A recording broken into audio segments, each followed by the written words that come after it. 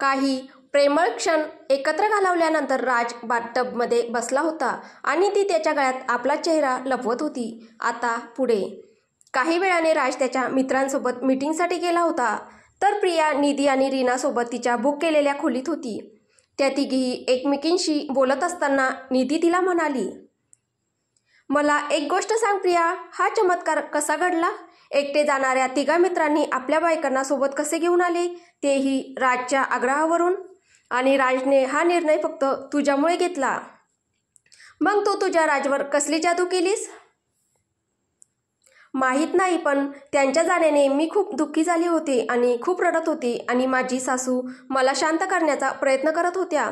पण तेवढ्यात माहीत नाही राज गाडी घेऊन परत आले आणि त्यांनी मला माझ्या बॅग पॅक करून त्यांच्यासोबत येण्यास सांगितले. तेव्हा मी खूप आनंदी झाले. प्रियाचे बोलणे ऐकून निधी आणि रीना हसायला लागल्या. म्हणजे राजही प्रियाच्या प्रेमाशिवाय राहू शकत नाही. रीना निधीकडे पाहत म्हणाली, हो, म्हणूनच तर अर्ध्या रस्त्यातून मागे गेला आपल्या प्रियाला आणण्यासाठी. हे बोलून निधी आणि रीना हसायला लागतात आणि हाईफाई करतात. मग ते माझ्यामुळे परत आले का? म्हणजे ते खरोखर माझ्याशिवाय राहू शकत नाही? प्रियाने उत्साहाने विचारले. हो, मग आणखी काय असेल? तुला असं वाटत नाही का? निधी म्हणाली. माहीत नाही, ते का काहीच बोलत नाही आणि ते कधी बोलले तर ते मला समजत नाही. हो, राजचा स्वभाव थोडा वेगळा आहे. तो खूप कमी बोलतो, पण जेव्हा तो बोलतो तेव्हा तो काय बोलतो. असो, हर्ष, तन्मय आणि राज हे आजचे नाही तर त्यांच्या कॉलेजच्या दिवसापासूनचे मित्र आहेत. त्यानंतर तिघेही बिझनेस पार्टनर बनले. हर्ष आणि तन्मय म्हणतात की राजचा स्वभाव पहिल्यापासून असाच आहे, पण मला वाटतंय की तुझ्या येण्याने तो थोडा पण नक्कीच बदलला आहे. काल पण तो तुझ्या निरागसतेवर हलकेच हसत होता. आम्ही त्याला पहिल्यांदाच अशा प्रकारे पाहिले आहे. हो ना? निधी रीनाकडे पाहत म्हणाली. हो, अर्थातच. जर तो कधी घरी जेवायला आला तर तो बिझनेसबद्दल किंवा क्रिकेटबद्दल बोलायचा. त्याशिवाय कधी हसी मजाक किंवा त्याच्या एखाद्या एक्स गर्लफ्रेंडबद्दल बोलणं नाही. पण तन्मय आणि हर्ष याबद्दल बोलत असत. रीना प्रियाकडे पाहत म्हणाली, तर राजलाही गर्लफ्रेंड होती का? प्रिया अचानक परेशान होऊन म्हणाली, मला माहीत नाही. मी एकदा हर्षला याबद्दल विचारले होते, पण त्याने नकार दिला होता. निधी म्हणाली, पण तू कधीच विचारलं नाहीस का? आम्ही आधीच विचारून हे सगळं स्पष्ट केलं होतं. गर्लफ्रेंड असण्यात काही हरकत नाहीये, पण आता त्यांच्यात काही संबंध नाहीये ना, हे जाणून घेणं खूप महत्त्वाचं आहे. रीना प्रियाला म्हणाली. मी एकदा त्यांना विचारले होते की त्यांना दुसरी कोणी आवडते का? तेव्हा ते खूप रागावले होते, पण रागाच्या भरातही ते म्हणाले की त्यांच्या आयुष्यात माझ्याशिवाय आधी कोणी नव्हते आणि आताही कोणी नाही. प्रियाने निधी आणि रीनाकडे पाहत म्हटलं, हे तर सगळेच म्हणतात, पण यात किती तथ्य आहे कोणास ठाऊक? रीना बेडवर पडून म्हणाली. तिचे शब्द ऐकून प्रिया काळजीत पडली. हो, हे खरं आहे. असे बरेच लोक आहेत जे त्यांचे पहिले प्रेम विसरू शकत नाहीत. त्यांचे नाते इतके पुढे गेलेले असते की ते त्यांच्या स्वतःच्या पत्नीवर त्याच प्रकारे प्रेम करू शकत नाहीत. निधी आणि रीना एकमेकांशी नॉर्मली बोलत होत्या, पण प्रिया थोडी काळजीत पडली, कारण तिला वाटले की जर ती राजच्या आयुष्यात दुसरी कोणी असती तर तो प्रियाप्रमाणेच तिच्यावर प्रेम करत असेल का? त्यांचे पती पत्नीसारखे नाते असेल का? राज तिच्यासोबत हसत खेळत राहत असेल का? आता प्रियाला त्या मुलीचा हेवा वाटू लागला होता, जिचा काही आता पताच नव्हता. दुसरीकडे राज, तन्मय आणि हर्ष एका माणसाच्या घरी बसले होते, जो त्याचे हॉटेल विकू इच्छित होता आणि राज आणि हर्ष ते भागीदारीत विकत घेऊ इच्छित होते आणि तन्मयचा उदयपूरमध्ये राहणारा एक नातेवाईक येथे राहून हे हॉटेल सांभाळणार होते. कारण लोक पर्यटनासाठी देखील जयपूरला येत असल्याने येथे हॉटेल्स आणि पॅलेसचा व्यवसाय खूप चांगला चालतो. मी इथे फक्त व्यवसाय करण्यासाठी आलो होतो, पण आता हे घर, हॉटेल इत्यादी विकून मी माझ्या शहरात परत जात आहे. आता मला तिथे व्यवसाय करायचा आहे, मिस्टर शैलेश म्हणाले. हो, अर्थातच हे बरोबर आहे. हा प्रत्येकाचा आपापला निर्णय आहे. आता बघा ना, तुम्ही तुमच्या शहरात परत जात आहात आणि आम्ही आमच्या शहरातून इथे आलो आहोत, हर्ष हसून म्हणाला. मग तन्मय आणि मिस्टर शैलेश ही हसले, पण राज हॉटेलची कागदपत्रे पाहण्यात मग्न होता. मिस्टर राज कपूर, काळजी करू नका, सर्व कागदपत्रे बरोबर आहेत, काहीही चूक नाहीये, मिस्टर शैलेश म्हणाले. जेव्हा पाहण्याचा विचार येतो तेव्हा मी ऐकण्यापेक्षा पाहण्यावर जास्त विश्वास ठेवतो. मिस्टर शैलेश, राज कागदपत्र पाहत म्हणाला. तुम्ही तुमच्या कामात खूप चांगले आहात, मिस्टर शैलेश यांनी ड्रिंकचा ग्लास उचलत म्हटले. हर्ष आणि तन्मयनेही त्यांच्यासोबत त्यांचे ग्लास हातात घेतले. मिस्टर राज, तुम्ही कागदपत्रे पाहत आणि वाचत असताना ड्रिंक्स तर घेऊ शकता, मिस्टर शैलेश म्हणाले. मी काम आणि दारू एकत्र घेत नाही. मी कोणालाही अवेळी वेळ देत नाही, राज मिस्टर शैलेशकडे पाहत म्हणाला. वा, तुमच्या या बोलण्याने मी इम्प्रेस झालो आहे, मिस्टर शैलेश राजला म्हणाले. हे सगळं तर होतच राहणार मिस्टर शैलेश. आता आपण डील पक्की करण्याबाबत बोलूया का, राज पुढे झुकत आणि कागदपत्रे टेबलावर ठेवत म्हणाला. जेव्हा डील पक्की झाली तर तेव्हा पार्टीही झालीच पाहिजे. आणि यावेळी राजनेही त्याचा ड्रिंकचा ग्लास उचलला. पार्टी केल्यानंतर त्या तिघांनीही तन्मयच्या नातेवाईकांसोबत बैठक घेतली, जो हॉटेल मॅनेज करणार होता. त्यानंतर ते तिघेही हॉटेलमध्ये परतले. राज त्याच्या खोलीत आला तेव्हा त्याला निधी आणि रीना प्रियाशी बोलत असल्याचे दिसले. राजला पाहून दोघीही राज आणि प्रियाला बाय बोलून खोलीतून बाहेर पडतात आणि त्या जाताच राजने दरवाजा बंद केला. राजने दारू प्यायल्यामुळे नशा होणे स्वाभाविक होते, पण नशाही त्याच्या कंट्रोलमध्ये होती.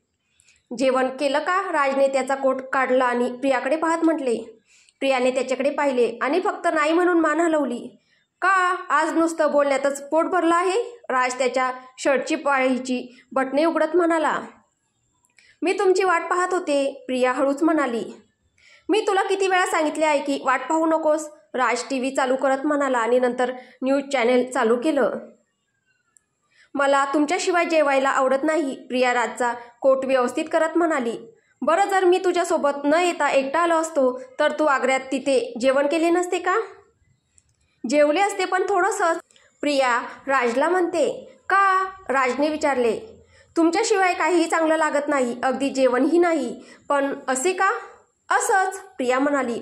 असंच काही नाही, आधी मला सांग का, राज बेडवर पडून म्हणाला. कारण मी तुमच्यावर खूप प्रेम करते, प्रिया राजपासून नजर दूर करत समोरच्या भिंतीकडे पाहत म्हणाली. राजच्या ओठांवरही विजयाचे हास्य होते, पण त्याला प्रियाला त्रास देण्याची सवय झाली होती. तू मला प्रेम करतेस आणि पाहते भिंतीकडे आहेस? तू मला फसवत आहेस? नाही, तसं नाहीये, प्रिया पटकन राजकडे पाहत म्हणाली. असू दे, खोटं बोलू नकोस, समजलं मला की काय होतं आणि काय नव्हतं ते, राज टीव्हीकडे पाहत म्हणाला.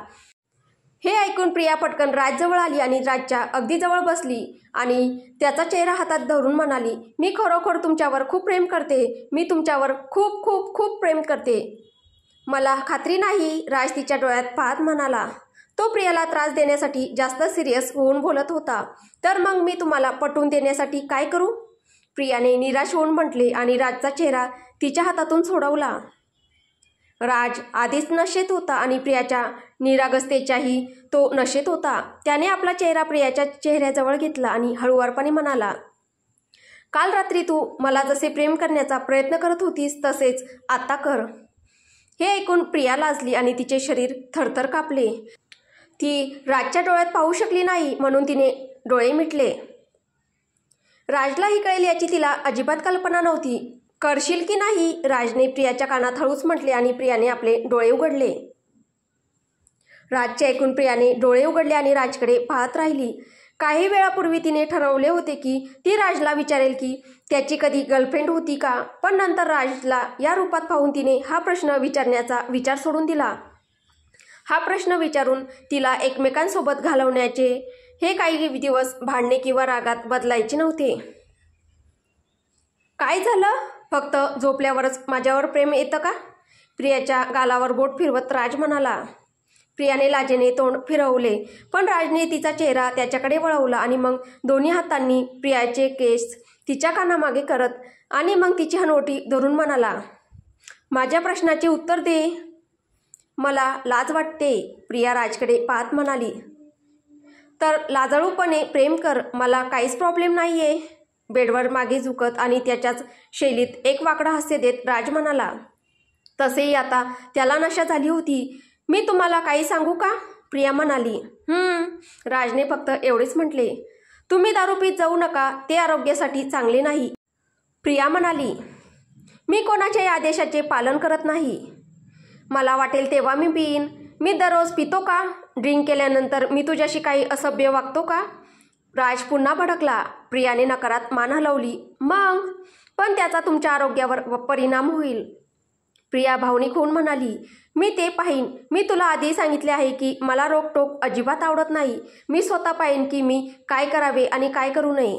तुला समजले का? प्रियाने नकारात मान हलवली. तुला समजलं नाही का? राज नाराज होत म्हणाला. तुम्हाला दारू का प्यावी लागते? तुम्ही आनंदाच्या प्रसंगी कोको कोला किंवा ऑरेंज ज्यूस देखील पिऊ शकता. प्रिया घाबरत घाबरत म्हणाली, मला दारू प्यायची आहे आणि मी फक्त तेच पिईन. आणि आज मी जे हॉटेल खरेदी करण्यासाठी आलो होतो ते खरेदी केले म्हणून मी थोडे प्यायलो. त्यात काय चूक आहे? राज म्हणाला. ठीक आहे, पण तुम्ही मला आल्यावर हे सांगितलं नाही. जेव्हा दारूचा विषय आला तेव्हा तुम्ही मला सांगितलंस की तुम्ही हॉटेल विकत घेतलं आहेस. तुम्हाला हे मला सांगण्याची गरज वाटली नाही का? जर तुम्ही मला हे सांगितलं असतंस तर मला खूप आनंद झाला असता. राज, प्रिया रडत म्हणाली. राजने तिला हे सांगितलं नाही याचे तिला खूप वाईट वाटलं. प्रियाचे बोलणे ऐकल्यानंतर आणि तिला रडताना पाहून राजलाही वाटले की आपले चुकले. आपण प्रियाला हे सांगायला पाहिजे होते. हां तर आता तर तुला सांगितलंस ना. मी विसरलो होतो. आता रडणं थांबव. प्रियाचे अश्रू पुसत राज हळूच म्हणाला. तुम्ही दारू पण पिणार नाही ना? प्रिया पुन्हा म्हणाली. तिला राजचे आरोग्य तिच्या भीतीपेक्षा जास्त महत्त्वाचे आहे. तू मला आदेश देत आहेस की धमकी देत आहेस की तक्रार करत आहेस? राज जड आवाजात म्हणाला. मी तुम्हाला विनंती करते. प्रिया हळूच म्हणाली. मी ही विनंती स्वीकारत नाहीये आणि आता मला झोप येत आहे. मला त्रास देऊ नकोस असं म्हणत राज झोपला. प्रिया डोळे मिटून पडलेल्या राजकडे पाहत बसून राहिली. काही वेळाने राजला त्याच्या छातीवर हात आणि कपाळावर ओठ जाणवले. जेव्हा त्याने डोळे उघडले तेव्हा त्याला प्रिया त्याच्या कपाळाचे चुंबन घेत असल्याचे दिसते. काय करतेस? राजने छातीवरून हात काढत म्हटले. मी ते सिद्ध करत आहे. काय? राजने विचारले. की मी तुमच्यावर किती प्रेम करते. कदाचित जेव्हा मी तुम्हाला दारू पिणे सोडायला सांगितले तेव्हा तुम्हाला ते माझे प्रेम वाटले नाही. म्हणून कदाचित अशा प्रकारे तुम्हाला विश्वास बसेल की मी तुमच्यावर किती प्रेम करते. प्रिया राजच्या डोळ्यात पाहत म्हणाली. राज तर त्याच्या निष्पाप राणीच्या निष्पाप डोळ्यांनी आणि तिचे निष्पाप शब्द ऐकून घायाळ झाला. प्रियाचे बोलणे राजच्या मनाला सहन झाले नाही. त्याने प्रियाला विचारले, तुला माझ्या तब्येतीची खूप काळजी वाटते का? हो, मला वाटतं तुम्ही कधीही कोणत्याही समस्येचा सामना न करावा. तुम्ही नेहमीच निरोगी राहावे अशी माझी इच्छा आहे. तुम्ही माझ्यासोबत दीर्घकाळ जगावे. माझे काहीही झाले तरी मला त्याचे कोणतेही दुःख नाही. प्रिया रडत राजच्या गालावर हात ठेवत म्हणाली. तू वेडी आहेस का? मी तुला कधीच काही होऊ देणार नाही. समजलं? वय किती असलं तरी त्या शेवटच्या वयापर्यंत मला तुला माझ्यासोबत पाहायचं आहे असं म्हणत राजने प्रियाला झोपेतच आपल्या मिठीत ओढलं. प्रियाला कधी काहीतरी होईल या विचारानेच राज घाबरला. त्याला खूप विचित्र फिलिंग जाणवल्या. त्याला ते अजिबात आवडले नाही. प्रियानेही राजला घट्ट धरून ठेवले होते. तिच्या कृती सांगत होत्या की तिला राजवर किती प्रेम आहे. तिला त्याच्यावर किती प्रेम होते. प्रिया खूप रडत होती आणि राज तिचे रडणे समजू शकत होता. ठीक आहे, आज नंतर मी पुन्हा कधीही ड्रिंक करणार नाही. म्हणून मला किंवा तुला काही होईल असा विचार करणे थांबव. राजने तिला मिठी मारताना प्रेमाने म्हटले. खरंच ना? प्रियाने रडत असतानाही पुन्हा एकदा ते कन्फर्म करण्यासाठी म्हटलं. तर मी आता काय करावे असे तुला वाटते? माझ्या हातात दारू घेऊन शपथ घेऊ का? राज तिला चिडवत म्हणाला. नाही नाही, अजिबात नाही. प्रिया त्याच्यापासून वेगळी होत म्हणाली. रडल्यानंतर प्रिया अधिकच गोंडस दिसत होती. मी जेवण मागवत आहे. तुला काय खायला आवडेल? राज पुन्हा प्रियाचे अश्रू पुसताना म्हणाला. काही नाही, मला आता भूक नाहीये. आपण संध्याकाळी फिरायला जाऊ, मग मी काहीतरी खाईन. तुम्ही खाऊन घ्या. प्रिया निरागसपणे म्हणाली. मलाही भूक नाहीये, पण जर आपण संध्याकाळी फिरायला जाणार आहोत तर आता आपण काय करायचं? राजने दोन्ही हात डोक्याखाली ठेवत म्हटले. राजचे ऐकून प्रियाने तिचे ओठ दाताखाली दाबले. राजने पुन्हा त्याच्या डोळ्यांनी प्रश्न विचारला आणि यावेळी प्रियाने राजच्या ओठांवर तिचे ओठ ठेवून त्याचे उत्तर दिले. प्रियाच्या या अंदाजाने राजला भुरळ घालण्यास वेळ लागला नाही. त्याला प्रियाने त्याच्यावर स्वतःहून प्रेम करावे अशी इच्छा होती आणि तीही त्याच्यावर प्रेम करत होती. राजच्या संपूर्ण चेहऱ्यावर चुंबन घेत असताना प्रियाने राजच्या मानेवर चुंबन घ्यायला सुरुवात केली. मग राजने हळुवारपणे प्रियाचे केस पकडले. हळूहळू प्रियाने राजच्या शर्टची बटणे उघडली आणि तिचे ओठ त्याच्या छातीवर ठेवले. आता दोघेही प्रेमासाठी एकमेकांवर वर्चस्व गाजवत होते. प्रियाला अजूनही थोडी लाज वाटत होती, पण राज तर प्रियाने लावलेल्या त्या आगीत तो पूर्णपणे जळत होता. तो बराच वेळ प्रियाला त्रास देत होता आणि तिच्यावर प्रेम करत होता. आज पहिल्यांदाच तो प्रियाचे काही ऐकत नव्हता. त्याला फक्त त्याच्या निष्पाप प्राणीवर प्रेम करायचे होती आणि प्रियाला यामुळे अजिबात वाईट वाटले नाही आणि तिने राजला तिच्यासोबत जे काही करायचे ते करू दिले, ज्यामध्ये अपार प्रेम होते. ही प्रेमाची मनमानी नव्हती. एकमेकांवर प्रेम केल्यानंतर ते दोघे एकमेकांच्या मिठीत झोपून गेले. दुसरीकडे रमन त्याच्या जॉबवर होता. तो त्याचे काम करत असतानाच शिपाई आला आणि त्याला म्हणाला की बाहेर एक मुलगी त्याला भेटायला आली आहे. त्याचे बोलणे ऐकून रमनला आश्चर्य वाटले, पण नंतर त्याच्या मनात प्रीतीचा विचार आला आणि तो पटकन बाहेर गेला आणि प्रत्यक्षात प्रीती बाहेर उभी होती. प्रीतीला इथे पाहून रमनचं डोकं खराब झालं. तो प्रीतीजवळ गेला आणि प्रीतीही पटकन त्याच्याजवळ आली आणि त्याला मिठी मारली आणि म्हणाली, त्या दिवसाबद्दल मला माफ कर रमन. मी तुझ्याशी असं बोलायला नको होतं, पण कृपया मला माफ कर आणि माझा स्वीकार कर. बिचारा रमन परेशान झाला. प्रीती त्याच गोष्टी करायची ज्या त्याला आवडत नव्हत्या. रमन तिला स्वतःपासून दूर ढकलू इच्छित होता, पण प्रीती त्याला सोडत नव्हती. प्रीती, सोड मला, आपण बाहेर आहोत, थोडा विचार करून तरी काहीतरी करत जा. नाही, आधी तू मला माफ कर आणि मगच, प्रीती म्हणाली. प्रीती प्लीज. नाही. प्रीती प्लीज. रमन रागाने म्हणाला. नाही, पहिले मला माफ कर. Preeti, behave your self. Raman तिला स्वतःपासून दूर ढकलत म्हणाला. त्याचा राग पाहून प्रीती आश्चर्याने त्याच्याकडे पाहत होती आणि यावेळी रमनचा राग खूप जास्त होता. रमन, तू माझ्याशी असं का करतोस? मी जितकं तुझ्याजवळ येते तितकं तू मला स्वतःपासून दूर ढकलतोस. तुला माझं प्रेम दिसत नाहीये का? प्रीती खिन्नपणे म्हणाली. नाही, मला तुझे प्रेम दिसत नाहीये. उलट मला मिळवण्याचा तुझा वेडेपणा आणि मला साध्य करण्याची आवड दिसते. रमन प्रीतीला रागाने म्हणाला. तर पुढे काय होईल हे आपल्याला पुढच्या भागात पाहायला भेटेल. तुम्हाला ही कथा कशी वाटते आहे कमेंटद्वारे नक्की कळवा आणि कथा आवडत असेल तर व्हिडिओला लाईक करा, शेअर करा. कथेचे पुढील भाग ऐकण्यासाठी आपल्या चॅनलला सबस्क्राईब करा. धन्यवाद.